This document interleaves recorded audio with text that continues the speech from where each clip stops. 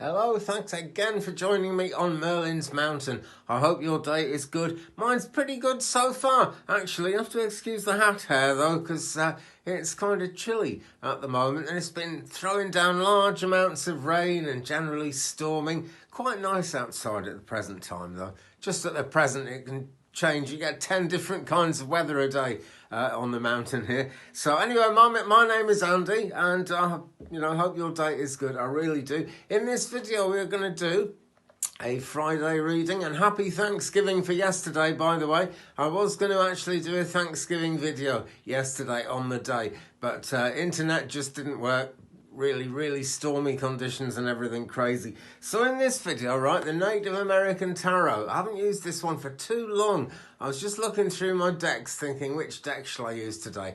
And I spotted this one. It must be more than a year since I've used the Native American Tarot, and it's a wonderful deck. So we are going to use that. We're also going to go a little bit deeper with the whole thing by using the Mantegna tarot. More about that as we go on. It's not exactly a tarot deck actually, but it goes right back to the invention of the tarot way back into, I think, the 15th century, something like that. Truly ancient cards, truly ancient wisdom, and of course the wisdom of the Native Americans to begin the reading with, to get started. So if you pick one of these cards, you will then get a corresponding card from the Mantegna for a bit of a deeper explanation. So we're going to go 1, 2, 3, 4, 5. Pick a card. Okay, that's how we roll on this channel. You've got to let your own inner psychic pick the card.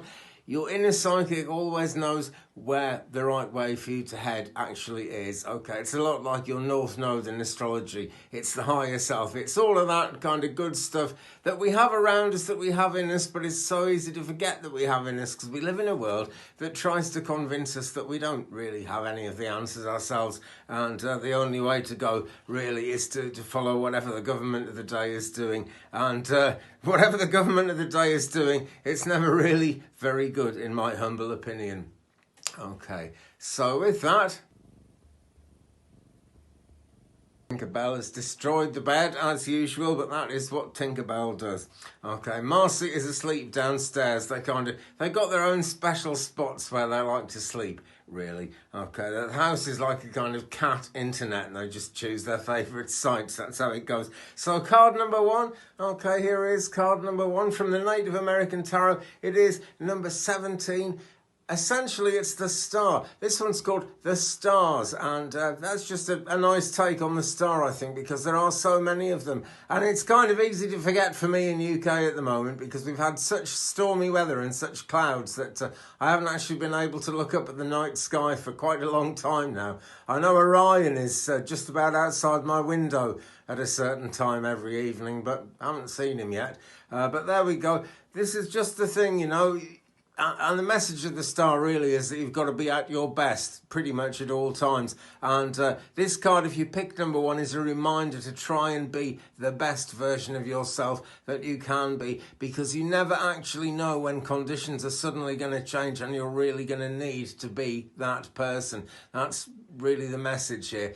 Now, this lady is kind of looking wild and wonderful, but she's wild and wonderful in the way she's supposed to be. This is the Native American way, really, and everything about her is displaying that Native American way. But she is by the pool of water. Now, you can interpret that pool of water in different ways. I'm going to go for the fact that it's kind of a scrying dish at this point in time, just in this reading. That's what I'm picking up about this. If you picked card number 1, just kind of look in the mirror a bit, because there are reflections of the stars there. The real stars, of course, are in the sky, but we can only see the stars because the light is coming all those, millions of light years to us from the stars, and so just the fact that they're being reflected in the pond doesn't really take anything away from them. So what is reflected is pretty much what is real. So be at your best, friends. Okay, the answers, the big changes in life that we're all praying for might seem to be a long way off, and perhaps they are, but you never know when things are going to change, and you're going to need to be at your best. So there is card number 1, the star, and from the Mantegna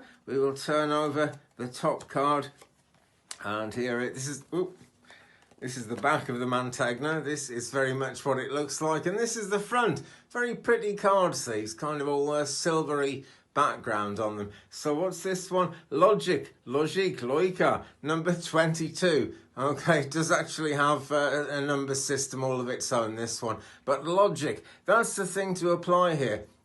And that sounds a bit crazy when it comes with the stars in the way it has done in this reading, actually, because it would, logic really is the thing that makes us decide that things can't change and they'll never change. And so why should we be at our best? But this is just it, logic never really, it misleads us, put it that way, but it never totally lets us down, because when you think of it, life is changed. Things are absolutely always changing. Nothing is standing still in this life. We stand still as a human race, as perhaps as in our different nations of people as well. We tend to stand still because change is awkward. We have to sort of do something new when when change comes in, and that is the last thing a lot of people want to do. But if you're really logical about it, change is bound to come and something is bound to be different. Life is always moving on. So that is the message there. We have number 17, the stars and the card of logic, which for you numerology guys is number 22. So actually kind of on a par with the world card in that sense, from the what we might call the normal tarot. Nothing is normal, is it? But that's what we see in the normal tarot. So this brings us, my friends, to card number 2. What's this one going to be, I wonder? I already know because I can see it. Let me turn it around so you can see it. It is the 8 of Wands. Lots of symbology in this card, always lots of symbology in the tarot, and I guess it's what you're drawn to in the image that really is going to make sense for you. So take a good look at that and see what you get out of it. Now I'm looking at it. Now this kind of looks to be like a vase. It's certainly in the shape of a wand. It also looks a bit like a bomb that's kind of dropped and landed, landed on its end and bedded itself into the ground. So maybe something is going to come out of the blue and make a difference. That is certainly becoming a theme of this reading in a way I didn't expect it to at the beginning. But there you go, with the mountains in the background representing that there's always a long way to go. And it's always worth making that journey, making that climb up the mountain. Climb every mountain, like Julie Andrews once sang, in fact. Now, the wands are the suit of really getting things done, of action, of making things happen. So in this situation, if you picked number 2, this is the card for you, and it's really saying that, the time for action is more than here, really. By the time we get to the 8 of Wands, we are some way along that journey of taking action. The answers may not yet become clear to us. Very rarely the answers are clear until things actually happen, because you never know which way things are going to go. So you're probably going to have a mountain to climb still before you actually get everything done that you need to get done. But why do you want to get everything done? I have this theory that if we reach a point where we've done everything we need to do in our lives, we probably come to the end and pass into the afterlife.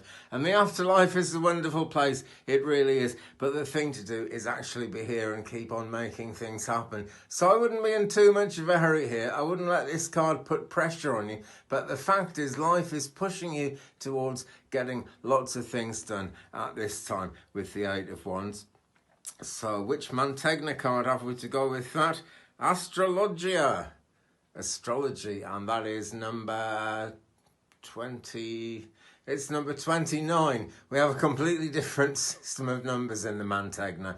And these images, when I say they go back to the 15th century, that was around the time when it became fashionable among very wealthy people to pay artists to produce individual sets of many paintings and little pictures that they could look at, usually on quite small cards. So they could actually do some divination with that, I suppose, although that tended to come later.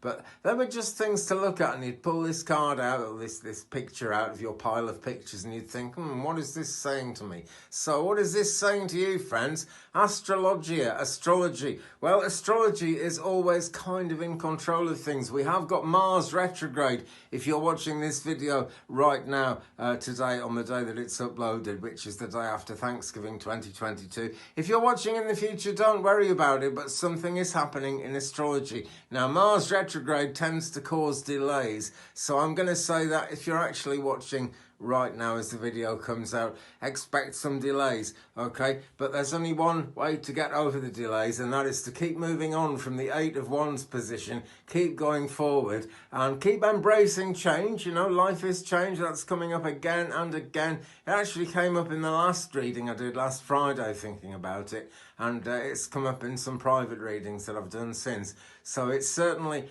the energy of the moment, where the world is and everything in our lives at the moment. But astrology is a real key to things, you know. It's always worth following astrology. It has more to do with our lives and more to do with the changes that we face all the time.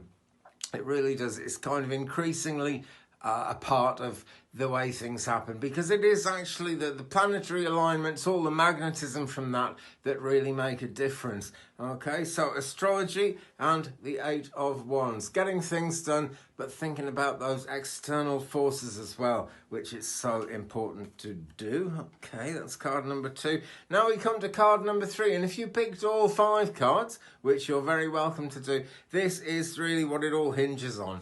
Okay, because in a 5-card spread, this would be the middle card. And this one is, what is it? The Knave of Pentacles.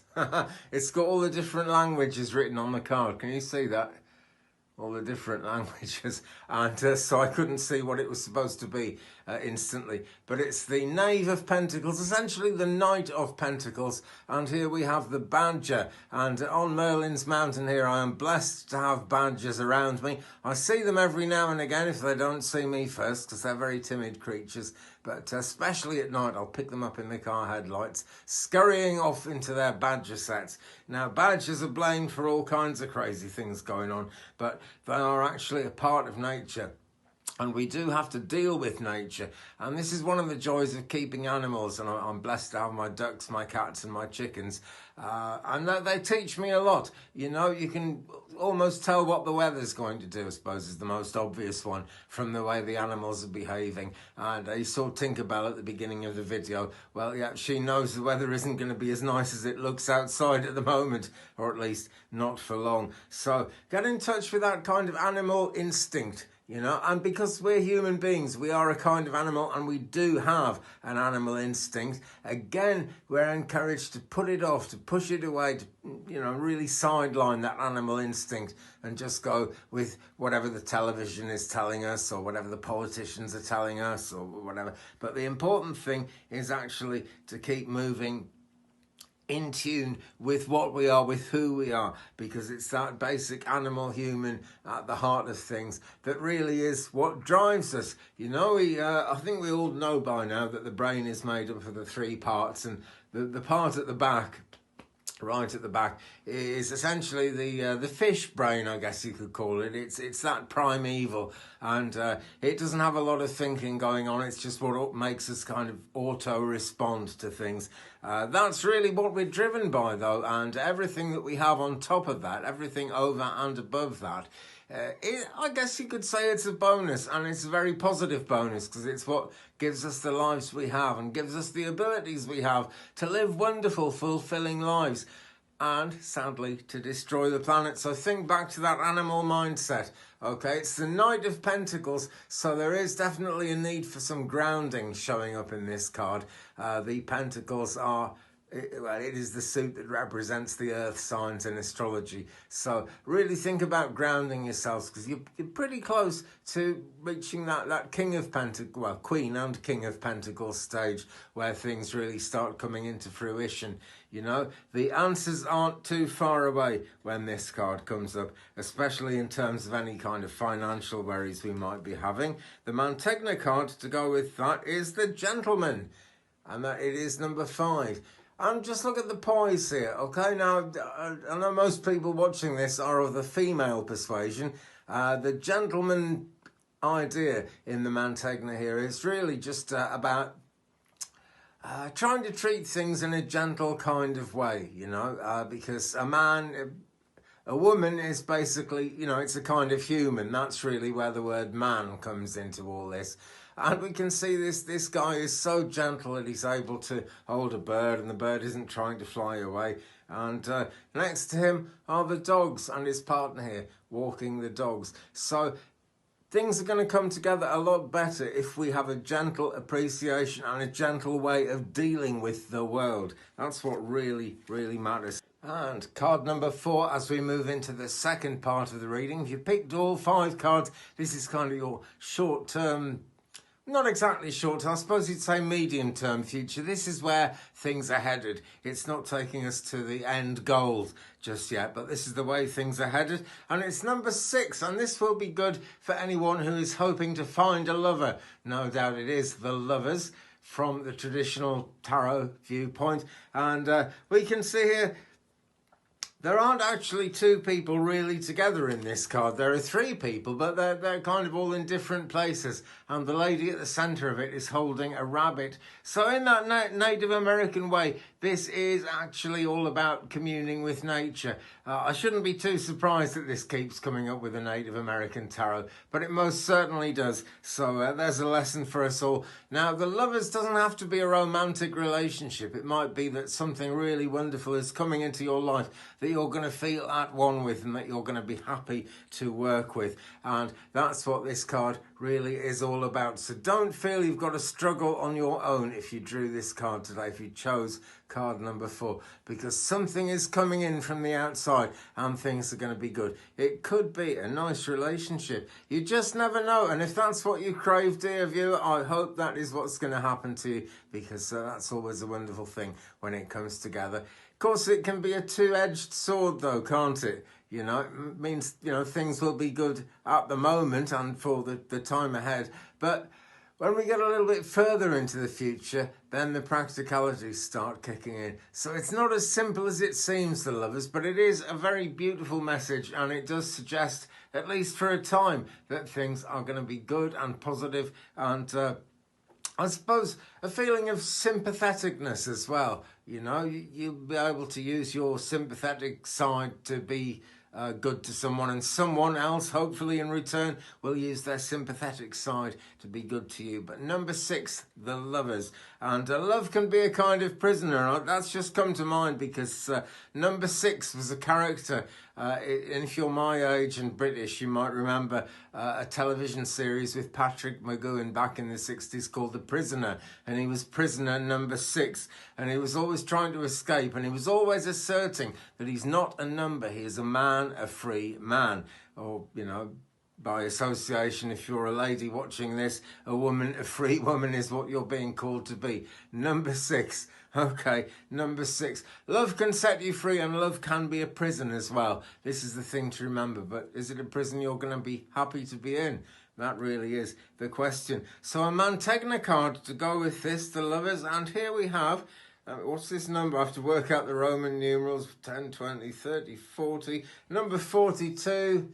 Mercury.